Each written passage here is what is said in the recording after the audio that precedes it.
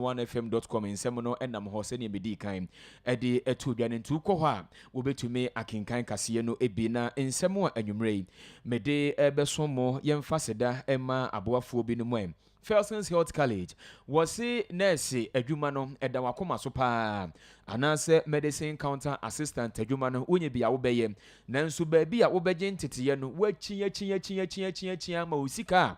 amanfo agye adie no enya sɛm ketewa ama sesei wabɔ mu kura bu sɛ adwuma no kura wanya anya biem esan baabi papa a wonkɔ enkɔgye enteteyɛ no na Felson's sɛ menka nkyerɛ wo bia ni hɔ wakɔ hɔ akɔgye enteteyɛ a wonye nurse ni anaasɛ medicine counter assistant ni nti wɔn mu di adanseɛ no wɔmɔden asɛ wɔn so wɔbɛba na waba bɛka ho ebim bosumi nsia pɛ na wɔne suade hunu no aba mu a wonya wie ya pharmacy council fo abɔdin krataa wɔn de ɛpɛ wɔ so a wobɛtumi ɛde akɔ baabi a na akɔyɛ adwuma na Felson's nso ɛna yɛ suku a ɛneɛ wosan wie nso a na mpanimfoɔ asen asɔ wɔn nsa akɔpɛ adwuma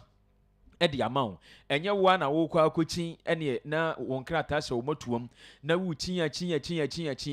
adwuma no wonya bie no wɔn de mpanimfoɔ na bɛsɔ nsa na wɔn akɔpɛ adwuma no mu kwan ɛde ama wo ɛno nti frɛ wɔn ɛwɔ 0543 150 330 0543 150 330 anaasɛ 0240 948 180 0240948180 na wone Felson's Health College mpanimfoɔ eni enkomo nyame ɛyɛ adom a afia edi yanimo 2027 January bosome ne da etoso enwotwe ye nyinaa ye kabomu ɛde wonyankopɔn ɛna ase a wahwɛ yɛn ɛso ɛwɔ afemo ne nyinaa no yɛde ɛkwa akoma no esan senyo bia ne benya ne sene menu mie no yenya no ɛno nti Dr. Kwame Chase Sports Complex ɛhɔ ɛna Unity Annual Thanksgiving 2027 no yɛde ɛhyehyɛ so na edintro no ahyase ɛno nti wontwiro wudin a bɔmɔden asɛ wobɛba aha no Vision 1 ɛne Light TV ha anaasɛ wofrɛ Mama Thanksgiving ɛwɔ 0200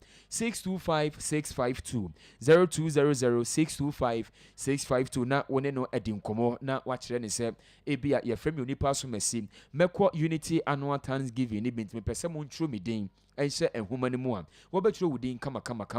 ɛde ama wo nso betumi aba ha na wudin no wode aba abɛhyɛ enkrataa ne mu esan sɛ din ne so ɛna yɛhwɛ na yɛde afa ɛhyɛn no nti nyinaa yɛnka mom na onyankopɔn ɛna ase Unity Annual Thanksgiving 2027 no yɛmfa ɛnkɔ hyehyɛ so wɔmadaroma ɛna anwummerɛ yi wɔmo asomasene sɛ anwummerɛ no nsia kaseɛbɔ memfa emrɛ mu nea ebedi kaseɛ yi mu akɔtene ebi ɛne sɛ Mampeni His Excellency John Dramani Mahama ede atudwa ese new airport complex a womo eye no eba beboa pa ama traffic ho nsɛm sɛne Accra International Airport hɔ no mutumi bɔ peso no ebeyi saa nneɛma no nyinaa ɛde afiri hɔ na ɛnɛ wɔn a kyerɛ sɛ mampani ɛbɔ wɔpani bi din sɛ wɔmɛdi debrɛ ɛwɔ aban mu a wɔn ɛtoto n'ano ɛyɛ appointment committee no wɔn ɛkɔ asetena na enipa bi a mampani abɔ wɔn din sɛ wɔn nkɔdi wɔn dwuma ɛwɔ ɔman yi kɔ ɔtɔbaatan no eduru wɔn so no dɔm kuma ne sɛ ɛnyade a wɔn ɛbɛtena ase atoto saa mpanimfoɔ yi ano de nti a wɔn de saa nsɛm no etu dwa no emu nkyerɛkyerɛ mu ɛwɔ ahanom na dɔm kuma no ɛsɔre yɛ no ɛne dwumadie no ɛkɔ so ɛma wɔn a mampani abɔ wɔn din sɛ bibia ɛkɔ yi a wɔn nkɔdi wɔn dwuma ɛwɔ Supreme Court na wɔn de nsɛm ahodoɔ ato edwa na nanabi ɛyɛ Henry Nanaboakye wɔno ɛpere sɛ NPP amanyɔkuo no emu no first vice chairman dibre no ne nsa ebetumi aka na ne nomination a wɔkɔfa ayɛ a ɛneɛ wafele ne nyinaa awie no wɔde akɔ akɔma mpanimfoɔ na owie yɛ no wɔde nsɛm ahodoɔ ɛto edwa na asoyɛyɛ a wɔn ɛna hwɛ adesua nsɛm so ɛde ɛto dwa ɛsɛ wɔn ɛba bɛyɛ nsakraeɛ ɛwɔ Pre-Tertiary Education Act 2020 Act 1049 no emu sɛnea ɛbɛyɛ a ɛne gidi som ahodoɔ a ɛwɔ wɔn mu no genius wɔn council no yɛbɛtumi ɛde wɔn awura mu ebi nsɛm pii no a ɛka wei ho ɛna nwummerɛ yi maboaboa no ɛde ɛbɛso mo sɛ anwummerɛ no nsia kaseɛ bɔ me amagyebra kaseɛ mekenkan ɛde ama wɔ me din ɛde kwabena Asuman ɛkɔ ɔkɔn afei yɛnyɛ brɛ kaseɛ no ne nkyerɛkyerɛ mu ankasa ɛnie Yeshasiye edi free mampene His Excellency John Dramani Mahama na kache na ene wodi aso akwa akobo form a eye new airport complex a womo esie ewo hodomo no dwumadie no ebetumi akoso na dwumadie no a eba abekoso no enema bebre ena ewomu ene baabi a yebetumi apake ehyen ewo hodomo afei so eye airport hostel ahodo no dodo no a enso eka ho bi baabi a wobetumi edidi office ahodo a mpanimfo betumi akotena ene ye car park ne kra de ene ye ehyen baburu 2000 kra ene ye betumi apake ewo ehonomo na abra dwumadie no ekoso no ena wo kirekire mo ese saa dwumadie we ya wo mo eba abaye no ebeboa papa ama sene ye enipa eya ebope so ye nya baabi empake sen ene ye office a enipa betena mu kra na akwakoye boachi bidin na ayeden ewo Accra International Airport honomo no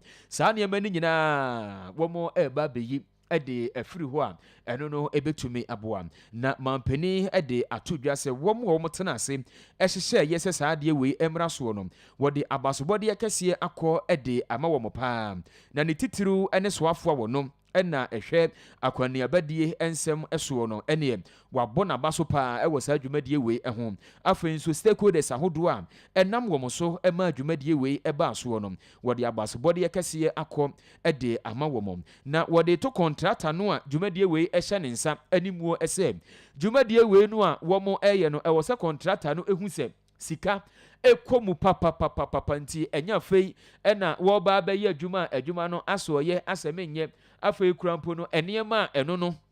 ubehu na enye papa ena ode ba ba ye saa adwumadie no wo se wo mpese wo behu saa de no contractor no ehu ni se eye sika ena akomu nti wo ya wonyama na nya papa na woman no enya eso emfaso na wasan de ato nanim se sene woni mpanimfo tena ase a womo edi nkomo ebere a wode ema womo se wobewie dwumadie ne wonhwe se ebere ne beso no na wawie ni nyina pepepe na nye se wo kine bi ebere ne beso a ebibisa no na wo baaba ne nsem ena we mai ena minsan kan we eno nti no won pese wo bete saa ne ma no wonhwe se wobetumi ayem na waye ne yie ama woman no enya eso emfaso. Anyone who has traveled through a busy airport will acknowledge that the passenger experience begins long before you check in, and it does not end after you have collected your baggage. Access, parking, movement, safety, convenience, and hospitality are all essential parts of that experience. The facility for which we cut the short today is therefore a timely and practical response.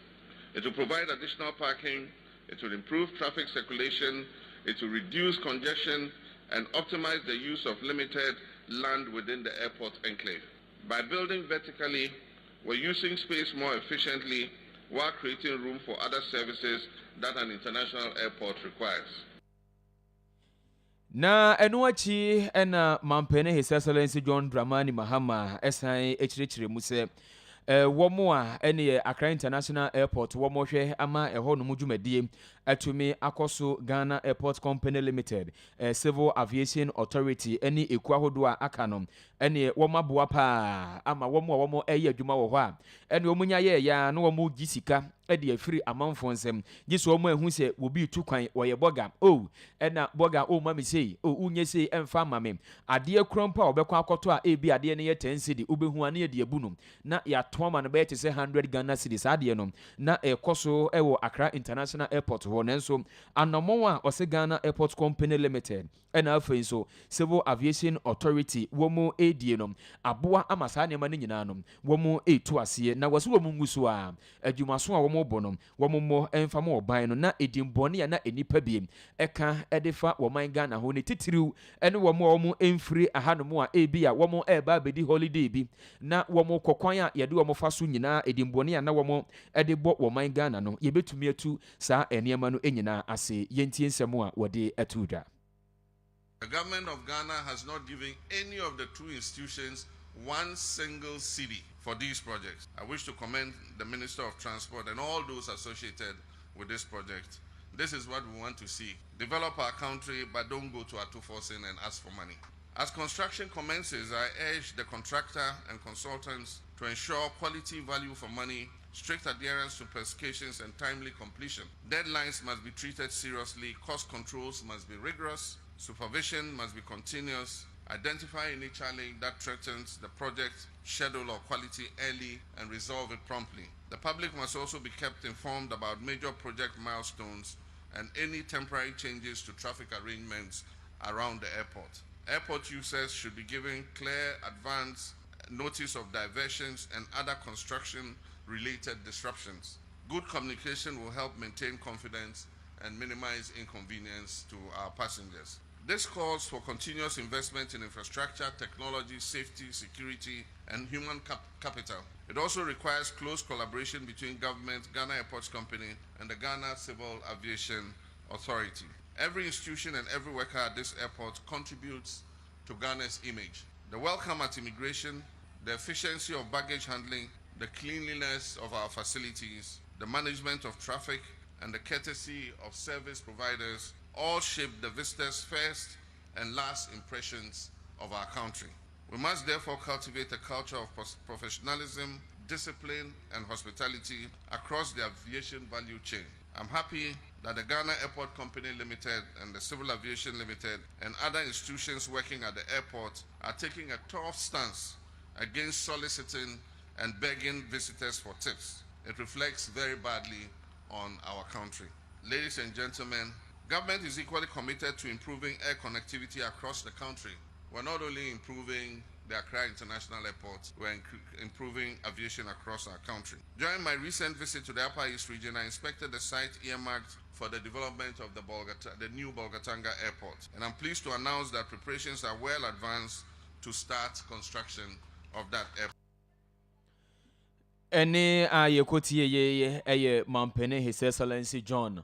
Dramani Mahama na yeto aso na yakọ nsem foforo emu a ene appointment committee womo ekọ asetena ewo ma imrahye bedwafie ne nyina ye nipa bi a mampani abo mudin edidibere ahodo ehye wo monsa na sene ye emra no etie ne mampani ebo mudin sa enye se ufitin ya na wo kwa akohye wadwuma ase ye gise wokopie mu ewo appointment committee no animu na wo mototo wano ehu adwuma no a yede ebehye wonsa no wonim die a wowo efa ho na dwumadie no ekoso no a eduru enipa miensa mampani abo wo mudin se womo enkoye agegefo ewo wo manyi court ba time womo nkodi wo mudwuma no domkuma ne se debi enyade a womo ebetena se na eye enipa yi amampani abo mudin se womo emeye atemuafo ewo manyi court ba time no womo ebetoto womano na enipa miensa no eye Justice Sofia Benasco Esa wono no oye judge owo Court of Appeal ena afenso eye Justice Edward Amuakon Asante wono nso eye judge ni ewo Court of Appeal afenso eye former president edema ECOWAS Court of Justice wono kroya woye private legal practitioner esanso eye Kane Ghana Bar Association a lawyer fo nkabumku a ewo womanmu no na woye president ede ema womo eye Owura Anthony Forsen Jr. na enipa miensan yeduru womo so a ewo se yetoto womano no enna dom kuma a ewo omamra hye bedwafie womo a womo wo appointment committee ne so no womo kire se ehene ha enyade a womo ebetena se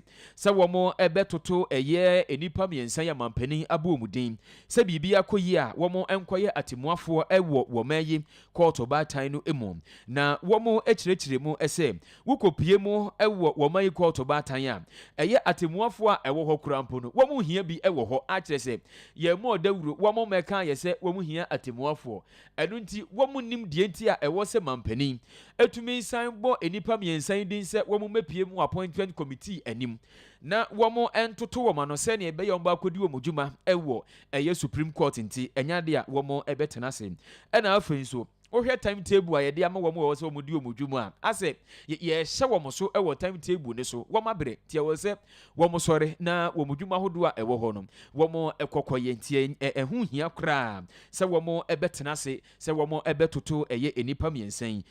womo anuom na womo san edi tudwa se dom kuma ne fa womo nso ewo appointment committee ne sunsem bi a womo ka edi fa dom kuma ne ho die nti a womo esore ye no nokura bia eni ho no mo a ewo sa insemu no emu na eye dwamtireni edema appointment committee no eye onunyamfo Bernard Ahiafo eno no nso ekirekire mu se wohwɛ nsɛm a wɔn dɔm kuma no nso wɔn ɛka yɛnti ɛnam so ɛma wɔn ɛsɔre yɛfiri appointment committee asetena no mu a wɔn nso asɛm a wɔn ka no ɛnyinasoɔ baako sɛ ɛnim sɛ biribi kɔ so na sɛ wɔnte ase a wɔn wɔ kwan a wɔn fa so de siesie wɔn nsɛm ɛsiane sɛ wɔn mmarahyɛ badwafie no wɔn wɔ wɔn stand orders a wɔn di dwuma ɛno ntuntumi mfiti prɛko pɛ na wɔn ka sɛ o enipa yɛ bɛ yɛgye wɔn to mu a ɛnyɛ yie ɛna mmerɛ no kɔ ne yɛkɛ ka ho nti no wɔresɔre ɛde afiri asetena no a ɛkɔ soɔ no emu nti wɔsɛ deɛ dɔmkuma no ɛyɛ no wɔn anya adeɛ korakora na nkɔmɔ a ɛkɔɔ so ɛnam soɔ ɛma dɔmkuma ne fa ɛwɔ appointment committee wɔn ɛsɔre yɛ no yɛntie sɛnea nkɔmɔdie no ɛkɔɔ so. They shouldn't do that. Chairman, what is happening is unfair, it is improper, it lacks principle. All we want to say is that if you insist, because you are the majority, that we don't need any notice, the very things that you said when you were in opposition, they are no more relevant, and that under reset, you have set in place a new rule, who should be the new president. We are sorry. We cannot be part of it. And to the nominees, with greater deference to you, we respect you, and we are not opposed to your nomination, but the process by me through which the majority is deciding to use is not known to the parliamentary jurisprudence that we all know. So, Chair. Wei ɛyɛ dɔmkuma ɛwɔ wɔn mmarahyɛ badwafie wɔn baa no dɛne ɛne nsɛm ahodoɔ a wɔde tu gya ɛnam soɔ ɛma wɔn ɛsɔreyɛ efiri ɛyɛ anototoɔ abadwakuo no animuo no ɛna wɔde ato edwa no na yɛgu so a ɛwɔ nsɛm korɔ no emu na dɔmkuma no sɔre saa no ɛne ɛkɔɔ so ɛma wɔn amampani abɔ wɔn din sɛ biribi akɔ yie a wɔn ɛmɛyɛ atemuafoɔ ɛwɔ wɔn kɔɔto baatan no mpanimfoɔ ɛtoto wɔn ano na ɛyɛ Anthony Forson Jr. a wɔn nso ɛka ho bi ɛde ɛto dwa ɛsɛ wɔhwɛ a nkɔmɔ bi ɛkɔ so ɛsɛ Supreme Court atemuafoɔ a ɛdi dwuma ɛwɔ hɔ no ɛne nka aboro so a ɛyɛ dunkron sɛnea ɛbɛyɛ a wɔn ɛbɛtumi ɛdi wɔn dwuma ɛwɔ hɔ na wɔse wɔn a wɔn ɛka saa nsɛm no wɔne wɔn ɛnya dwen baako sei ɛsiane sɛ ɔman yi kɔɔto baatan ɛhɔ nom no nsɛm no bi wɔ hɔ a ɛne ɛdɔɔso paa ɛna ɛyɛ a ɛba hɔ nom nti ɛkɔkɔba sɛ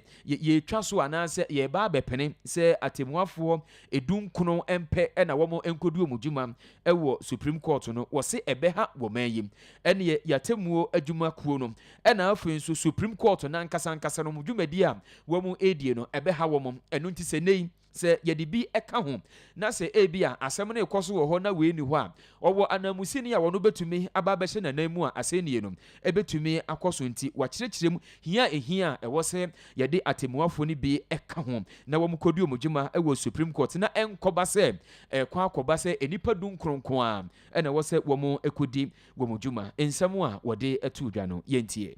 Yes, thank you, Mr. Chairman. Well, I'm one of the advocates of no capping because of my experience and the kind of seminars that I have been to. In fact, one of them was in this very chamber where my Lord Ajay Frimpong indicated to the committee when we were doing the constitutional review that because of the jurisdictions which have been given to the Supreme Court, which is so wide, capping will bring a problem. So unless as a country we decide to reduce the jurisdictions which have been allocated to the Supreme Court, for now there should be no cap. Indeed, if you look at the write-ups on the justification for the expansion of the membership of the Supreme Court, it was clear that the current composition was unable to cope with the workload. So for now, I disagree that there should be a cap. Thank you, Mr. Chair. Ɛne a yɛkɔtie yeye ɛyɛ Anthony Forson Jr. wɔno ɛyɛ atemuafoɔ amampani abɔ wɔn din sɛ biribi akɔ yi a wɔn nkɔdi wɔn dwuma ɛwɔ wɔn ayɛ kɔɔto baatan mu na ɔde nsansɛm ahodoɔ yi ɛto edwa na wɔpanin baako ɔno nso ɛka ho ɛyɛ Justice Edward Amoako Asante wɔno nso ɛde ato dwa sɛ obi wɔ hɔ na sɛ ebi a wakɔ akɔdi bɔne bi anaasɛ biribi nti ɛne yɛakye no ɛde no akɔ akɔtwere apolisifoɔ ɛkuku mu a saa nipa no ɔwɔ dɔnhwere no maako aduanan ɛnwɔtwe 48 hours sɛ wɔbɛtumi akɔ akɔpie mu ɛwɔ court na asɛm kontia ama yache no no wobetumi ama court no edi na asɛm ama no na wakyerɛ sɛ saa enema no ɛkɔso a yenya gidie ɛwɔ wɔman yi yɛtemu adwuma no mu na sɛ kɔba sɛ yache obi na dɔnhwere aduanan ɛnwɔtwe no aso na wonipa no wɔno a wɔn kɔ court apolisifoɔ kukumu a ɛna kyerɛ sɛ wɔtwere a ɛma atɛntene ɛma saa wonipa no yɛtoto na sɛ papa nti wakyerɛkyerɛ mu ɛsɛ ɛwɔ sɛ saa nipa koro no ɛsiane sɛ ɛwɔ sɛ yɛhu bɔne a wadi na asɛm kora no a yɛde ato ne so anaasɛ deɛ nti a ama yɛakye no no nokure wɔ mu anaasɛ nokure nim wɔ no ɛwɔ sɛ wɔkɔ kɔɔto ma kɔɔto no ɛdi n'asɛm ɛde ɛma no yɛntie nsɛm wɔ panin yi nso ɛde to dwa. Yes, chapter 5, you are talking about the human rights. Yes, right to bail and all that. I have always had the notion why suspects have not sued the police for keeping them for times on end after the 48 hours. These are things that people should be doing for us to know that the courts are able to confirm what is in the Constitution for those things to happen. So all those rights for me are justiciable. Yes, thank you. So as a follow. Ene a yekoti yeye Justice Edward Amoako Asante a wokopie mu ewo appointment committee anim na wo kyerɛ sɛ prosi ne akiri wo bia wo dɔnhwere no maako aduanan enwɔtwe 48 hours sɛ yɛde no eba akopie mu ewo court nti sɛ yɛkyewo saa na sɛ yɛmfa wo enkɔ court a ɛwɔ sɛ ene prosifo na wo mo kye wo no wode wo mo ɛkɔ ɛyɛ court na yedi wasɛm ɛma wo na yɛkɔ NPP amanyoku no emu Henry Nana Boakye atwiniti sɛ wɔno first vice chairman dibre ɛwɔ NPP amanyuku no emu no wɔno nso ɛbɛpiri bi na nyame ɛyɛ adom a October bosome ne da ɛtɔso emiɛnsa ɛna NPP amanyuku no ɛbɛkɔ abatoɔ na mpanimfo a wɔmo ɛbɛdi amanyuku no animu no wɔmo ɛyi wɔmo ɛwɔ Asantema Hinkro Kumase na ɛnɛ ana Nanabi ɛne ne nomination a ɔkɔ file yɛ no wɔde akɔakɔma mpanimfo na wɔde ma wɔmo wie no ne nsɛmtwerɛfoɔ ɛdi nkɔmɔ ne kasa yɛmu no ɛna wɔkyerɛ sɛ enipa dumiɛnsa a wɔn nso atwe wɔn ti sɛ wɔn ɛbɛpere ɛyɛ first vice chairman dibre ɛwɔ NPP amanyɔkuo no emu no ɛwɔ mu sɛ wɔn ɛnisua osuadeɛ nanso n'adwene mu no ɛpi papapapapapa a adwuma a wɔbɛtumi abɔ ɛde ama amanyɔkuo no ɛnyɛ asɛm ketewa ɛno nti wɔn ɛɛto aba no a ɛto ahene yɛsi ahenefoɔ a ɛwɔ NPP amanyɔkuo no emu no wɔn to aba ne bum ɛmfa ɛma wɔn Henry Nana Boakye adodoɔ no a ɛfrɛ no Nanabi na wɔse ba a wɔreba no ɛne NDC amanyɔkuo no wɔmo enyina yie papapapapapapa na wɔkyerɛ sɛ ɛnyɛ sɛ ebi a wɔno no ɛpɛ dibre sɛ ebi a first vice chairman nti ɛna wɔka saa nsɛm no wɔsi wɔni yɛ koraa no wɔyɛ adwuma no deda na nkampɛsɛ mode saa dibre no ɛde ahyɛ ne nsa wɔbɛyɛ ama na boro so ama tumi no wagye ɛde ama NPP amanyɔkuo no mfimpimienu ɛne aduonu ɛnwɔtwe abatoɔ no emu Henry Nana Boakye nsɛm a wɔde tu dwa no yɛntie na ọmọ form nyina no ye ka me pa na me fie no e wo form. I'm the youngest, but in terms of the party work, structures of the party, Article 5 of our constitution talks of polling station, electoral area, constituency, region and national. I may be the youngest, but I am the most experienced. Choboy, 26 years of active service to this party. It's your name, polling station, my polling station in Prenu, polling station chairman twice, constituency campaign team member twice, Takwanswayam constituency, Ofoyukrom constituency, my TESCON president twice, University of Mines and Technology, and a KNUST, my regional campaign team member, my regional communications team member, my director events of programs, National Youth Wing, National Youth Organizer, National Organizer, 8 years National Steering Committee member, 8 years National Executive Committee member, 8 years National Council member, twice elected as Vice Chair, International Young Democrats Union. I don't think, say, party constitution count Article 10.5 says a party chairman anywhere, and ya one vice, una bejinemwa, na me cash and yamyen say with the promise, and I'm pledging that national chairman be a party be Me Nanabi, I am going to fully cooperate, work with the person to make sure, sir, Dr. Mahmoud Bawumia are president. In 2028, we will need bold, fearless, and experienced leadership. Miss Ramu, me and your friend. Ene aye koti ye Henry Nanabuache dodo no afre no Nanabi watwiniti ese NPP amanyuku no emu first vice chairman dibreno nensa ebetumi aka wachire se waye adwuma son ede ama NPP amanyuku ni pa nti se dibreno atu ahene ene yase ahenefo a ewo NPP mu ede manoa wobetumi aye adwuma no ama na broso na yentu akase no eso na yenko adesuya nsemu asoye a womo enehwe ehumasuya nsem so ede krata apiedwa na womo kire se Pre-Tertiary Education Act 2020 Act 1049 emrakuni a womo ko entoaso suku SHS emuo no womo eba bedane anim na enienu a womo eba bedane no womo eba beyese womo de osomo eku ahodo a ewo woman mu no eba behye genius womo council no emo womo a womutu adesua ho nsemo womutu mpanimfo efo ewo man mu no womo de saa osomo ku ahodo no eba behyem na atumi aboa pa na mpanimfo de saa nsemi eba ya ne nyina se Ghana Catholic Bishop Conference Catholic som no asofuku a ewomu a woma kambo mu atikuo womo edi betudwa ese na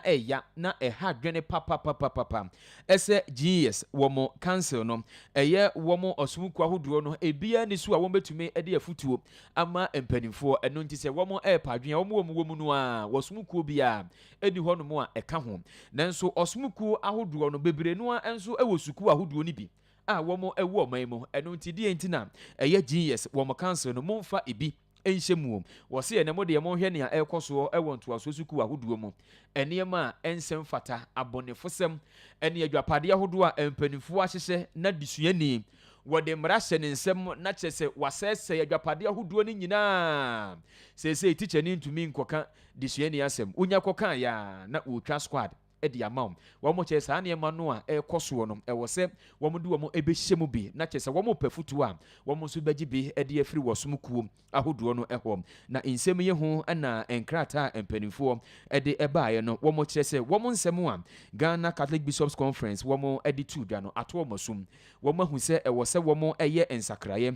ewo Pre-Tertiary Education Act no 2020 Act 1049 no emu se ne ebeya womo ebetumi edi womo ahyemu eno nti womo nkoma ento womo yem enche womo ebedi se adwuma no se ne beya yede womo ebeka ho a enkrata ebaaye soafo abedi akira wono na ehwe adesua nsem eso Dr. Clement Apak nensa na ehye enkrata yi ase na yekwa akopie mu ewo emfinfini mantem no emu a awutu senya istemansin no emu na yekọ akwakopie na empanimfo de tudwa se ukopie mu ewo ho a asase a kyese eno no ebetumi amma wo kwan se o asase we ye de ba beye impuntudwuma ewo awutu senya east ho no mu no kyese akwakoye den papa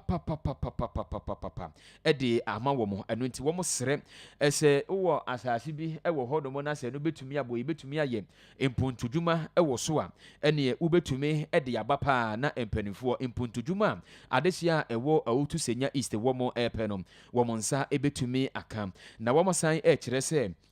common fund no anase de assembly no wo mo egigiye no sei womo se enkwanimu kura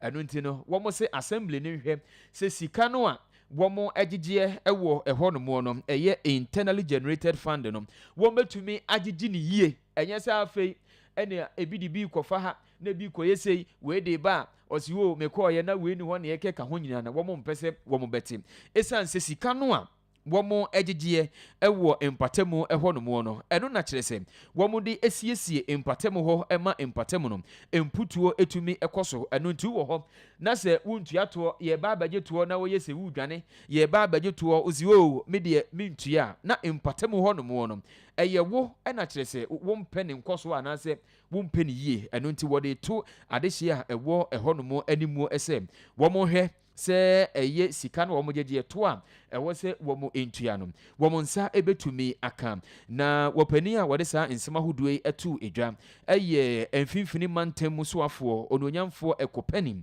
na wɔkɔ hɔ nom kɔhwɛɛyɛ sɛnea dwumadi a mpanimfoɔ di ɛwɔ mpatam hɔ no ɛkɔ no koduru hɔ no ɛna ɔde saa nsɛm ahodoɔ yi ɛto mpanimfoɔ anim yɛntie sɛnea wɔkyerɛkyerɛ ne nsɛm no emu.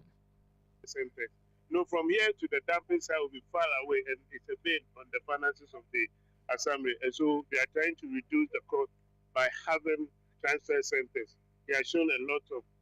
areas where he has accepted those transfer centers. In the area of sanitation, we think that we need to commend him for that. We also want to invite private people who are interested in sanitation issues to come live with the assembly and see how they can support. Kaswa, now development is coming, but one thing that will have as a challenge will be land availability of land. So we are calling upon another, and even the assembly to go ahead of government to acquire more land for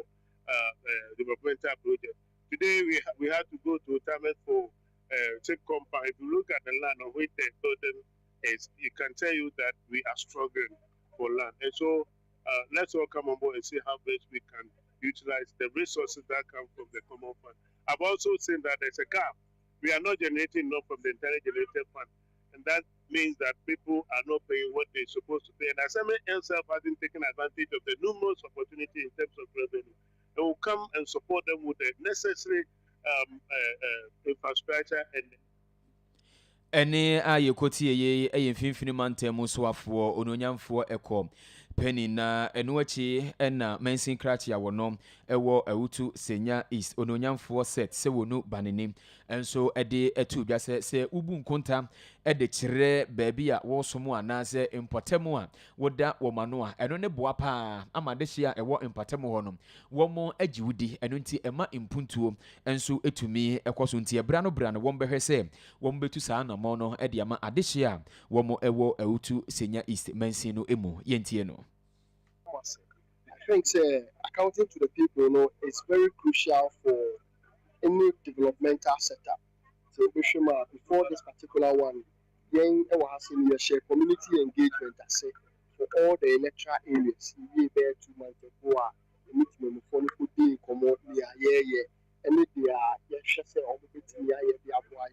and today has been very fruitful from inspecting ongoing projects to commissioning finished projects and all that, and then coming to interact with the very people that we are serving with. The response has been very positive. We intend to pick the feedback in our. Ɛne a yɛkɔtie yɛ ɛyɛ mansin krakye a wɔwɔ awutu senya east mansin no emu ononyamfoɔ set sɛ wɔno banene yɛnyina wei so na anwummerɛ no nsia kaseɛbɔ a yɛboaboa no memfa ɛnsi nanadwoa ɛne ɔparebea ɛtena mfidie n'akyi kyinkyim ne mfurum abobɔ ɛne no ɛde ɛma me a mebɛsom mo medin ɛde kwabena asuma na ɛkɔ ɔko samene ne mmeranteɛ nso ɛde mekɔ Facebook Live TV ɛna afei nso YouTube na me sorry no happy birthday ɛnkɔma Benedicta nyankopɔn nhyira wo paa na ɔnka wo ho ɛfiri Angela hɔ ɛna ɔse yɛmfa ma ɛnɛ ɛyɛ wawoda onyankopɔn ɛnye wo mfiri adom mu ɛnkɔ adom mu enti bene wei ɛfiri Angela wɔse happy birthday kɛseɛ paa ɛnkɔ ɛma ɛna afei nso happy birthday biem ɛnkɔ ɛma Nana Afrakoma nyako a oyɛ mentukwa nkɔsoɔ ɛhema nyankopɔn nhyiraw na ɔnka wo ho wo ma ɛne wo nuanom nyinaa ne titiro ɛne prof ɛna wɔse yɛma wo happy birthday kɛseɛ wei Nana Afrakoma nyako a mentukwa nkɔsoɔ homa na nyame nhyiraw wo nkwa so na onyankopɔn ɛnto wo nkwa ɛnamu me sorry need for short ɛde jaimenka ɛtoa so menyi wafidie no ɛmfiri ha meda mu nyinaa se ɛma mumo ɛne tia adehye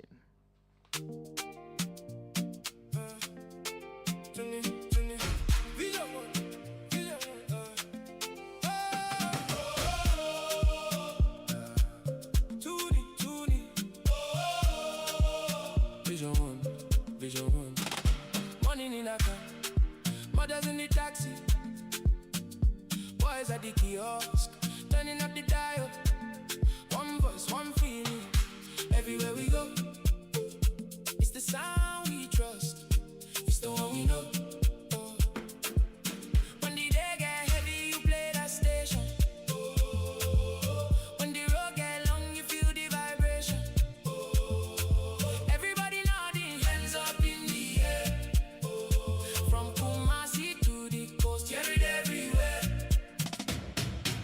Vision 1 FM,